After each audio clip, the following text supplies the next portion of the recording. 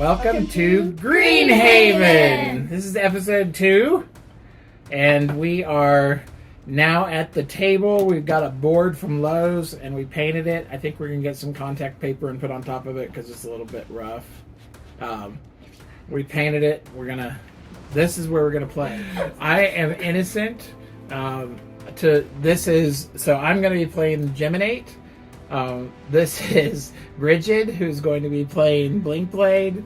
Dorothy is going to be playing Bone Shaper, and George is playing Drifter. All right, and today, by request, and I'm sorry, I cannot remember who requested it.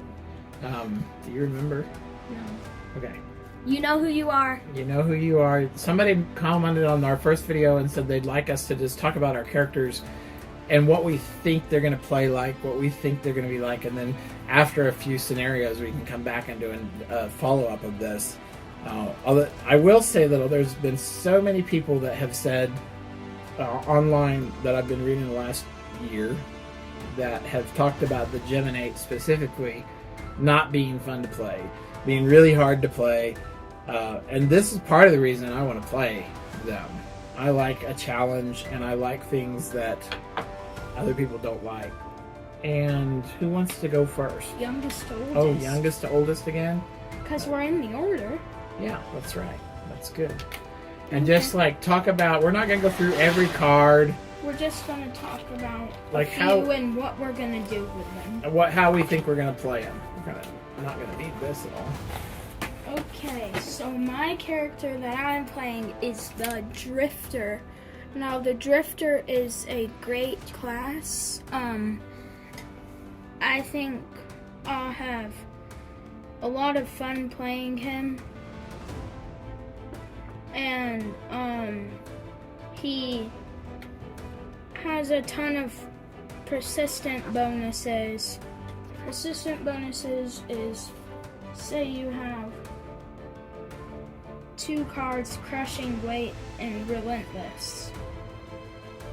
So, if you had a persistent bonus, you would, say you had one on Crushing Weight. And after a few rounds, say it was here. And then you played Relentless,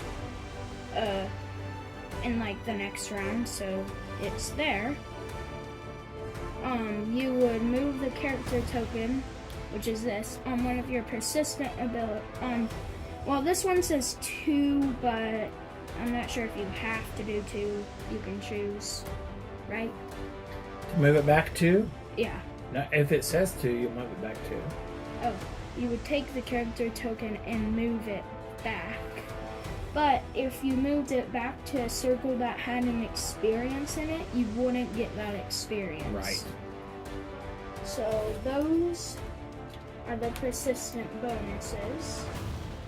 Drifter also does a lot of damage. He is very much the tank of the party. I guess it's Dorothy's turn. Okay. Okay, so my class that I'm playing is going to be the Bone Shaper. I'm not sure quite how you say this word right here, but I think it's Eisther Bone Shaper. I picked Bone Shaper partly because the story was so cool.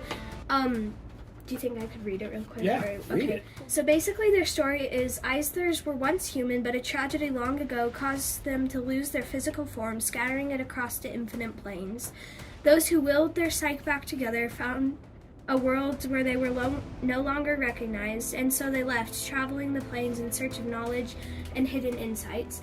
Occasionally they returned, driven by varied purposes and employing bewildered methods. Eisthers draw energy from the planes, and the planes are full of useful and terrible things. Bone Shapers are able to tap into wells of life found on other planes and infuse them into living things on this one, or at least things that were once living. Invariably, some of the Bone Shaper's own life force is transferred with it, and many go mad with the constant push and pull of life and death. Very few are capable of taming the wild energy and shaping it to their will. So basically, that's just the last paragraph I just read there. Is basically telling you that for every summon you summon, you lose energy or life. You take damage. You take damage, yeah. And so you can heal yourself, so that's what it says, like the constant pull of life or death. So yeah, that's cool, I guess. So the Bone Shaper looks really cool because she's like not one of those people that's gonna run up into the battle a lot, which is like what I like, because like what I like, that's exactly what I meant to say, which is what I like in a character. In Gloomhaven Jaws of the Lion, I played the Void Warden, which is typically the most not battle ready person or character of the group. So yeah, that was really, and I actually really liked her because she just stood in the back and she was like the most helpful in the sense that she could heal people, she could like do mind control, and I'm pretty sure mind control is actually one of these like control is part of it. So she's got decent control. Yeah, the cards are super cool. She summons lots and lots and lots of different things, and if you look, I'm pretty sure there's like a card or punch outs in my little, there is, of the different things she can summon. So there's like the skeleton thing, and my dad, Innocent, can explain them to you a little better than I can.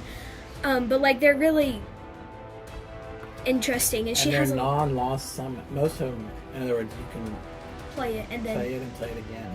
Yeah, so they're super cool. Something else I don't know if you noticed, Dorothy, is that you have a lot of cards that bring cards back from your lost pile and back from your discard pile. No, I didn't notice that. So which is really cool with the Bone Shaper, because it's very in the story, right? Yeah. Like that she's bringing stuff back. Yeah, so she's really just trying to keep everything up and running. She's like the secret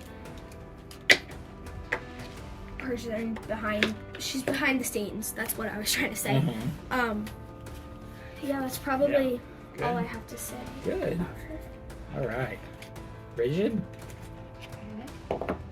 So I was playing the Blink Blade. She's really cute. She's a Quattro. And the myth behind them is that they are very scientifically adept, and they created all these gadgets that let them control time and like move between time. But of course they can only do that in short bursts, and they have to recharge between. So for each scenario, I start with one of these time tokens on my character mat. And then if I say that I'm going to do a slow move, there's fast and slow moves on my card. Fast is green, slow is yellow-ish, brown, I don't know. So if I declare a slow move, then I get to add one. I can only have 2 at a time, unless there's a card that lets me add one, and then I can have up to 5. So if I have 2 here, then I can declare a fast move, but I have to take one off. So if I have no time tokens, I can do a slow move, but I can't do a fast move. So I am thinking that the Blink Blade's gonna be one of the harder ones to play. Yeah. Much harder than Hatchet and Jaws of the Lion. But also it's going to be interesting because I won't be up there with Drifter all the time, but I'm definitely not going to be staying in the back. No. And I'm probably going to be running around a lot because I'm not super strong, so I don't want to get hurt more than I have to. Yeah. It's going to be interesting. And it's actually Blink Blade ends up doing quite a bit of damage. I bet there's going to be times though also when I regret playing a fast move because then I'm out of time tokens. Right. And something spawned and we're like, oh no. And we're stuck. Spawning sucks. Yeah.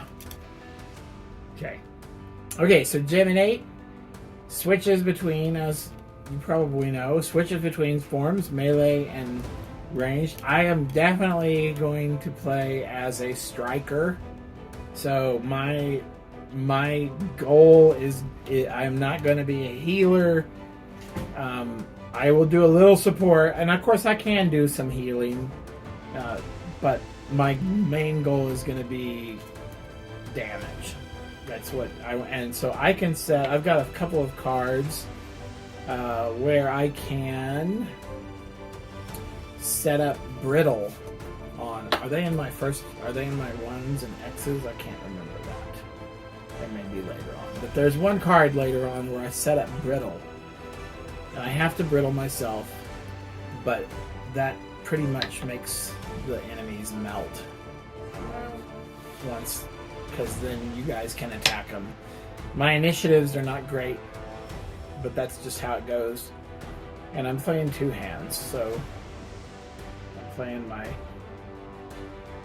two sides, very Gemini-like. Of the Gemini. The resource management, I think, is going to be the hardest, is going to be the thing that I struggle with the most, is getting the resources I need when I need them. So it's going to be a fun thing to do. Like elements. Elements, yeah. The elemental control. Because What are those called? elements, I thought I remember them being called something else. and because the melee, I believe, has ice and light as their affinities, and ranged has fire and light. So light is good for both of them, but it's the range that makes the ice, and it's the melee that makes the fire. So you've got to always be ready to switch forms when you need to switch forms. Also the lost cards. I've got a lot of lost cards, but you can play a lot of lost cards with the Gemini. Okay. How did it look? Good. So maybe we'll have contact paper next time. I don't Um, know. Oh, and we punched all the things out, and so to end this video, here is us punching all the things out. 3, 2, 1.